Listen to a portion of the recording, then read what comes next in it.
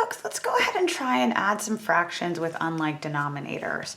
So if you ever want to add or subtract fractions or rational expressions with unlike denominators, you have to get common denominators. That's always the game plan. So we first need to find the LCD, right? And then we're going to rewrite each fraction as an equivalent fraction with the LCD, right? You're going to hear me say we're going to multiply by a special version of 1. This is going to be done by multiplying both numerator and denominator of each fraction by any factors needed, what is missing from the LCD. And I'll talk about this. And then we're going to add or subtract the numerators while keeping the least common denominator, and then simplify if we need to by factoring. Okay, so let's take a look at 7 over x plus 3 over y. So if I look at my denominator here, I see one factor with an x. And if I look at my denominator here, I see one factor with a y. So if I want to create my LCD, that's going to just be x times y. All right, nothing more to my LCD than that. All right, so here's what we're going to do. I'm going to take my original expression of 7 over x plus 3 over y. So this is what you're going to do. You're going to multiply 7 over x by a very special version of 1. All right, and we're going to multiply 3 over y by a different but also special version of 1. So each fraction needs its own special version of 1. So here's what I mean. I'm going to take 7 over x, okay? Now if I look at the denominator I have and compare it to the least common denominator, you'll see I'm missing a y.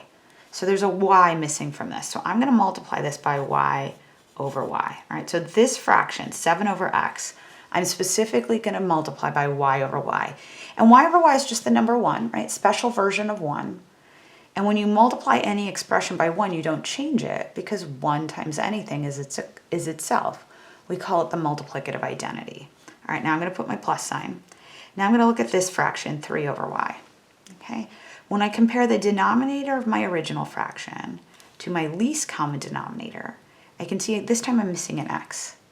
So what I'm going to do is I'm going to multiply this fraction by x over x.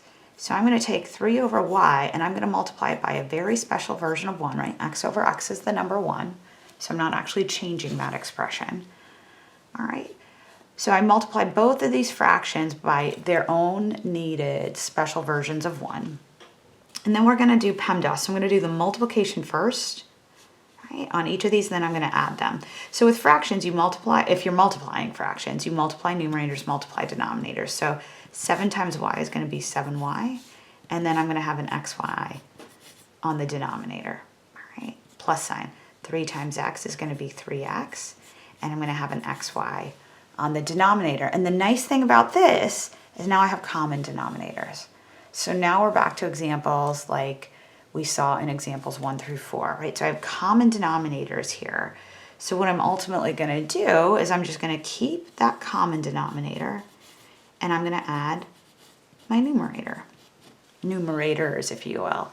And I can't factor this, right? There's nothing common here, so I can't factor it. And depending on how your brain works, I'll tell you, I usually like writing my letters in alphabetical order.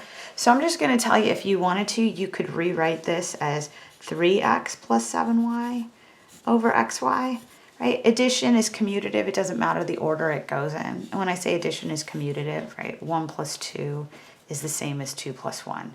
They're both equal to 3. So 7y plus 3x is the same as 3x plus 7y. And again, I don't know, it works for my brain. I like writing the x's first because they come in the alphabet before y. All right, so that's what I got for example 7. Thanks so much. Bye.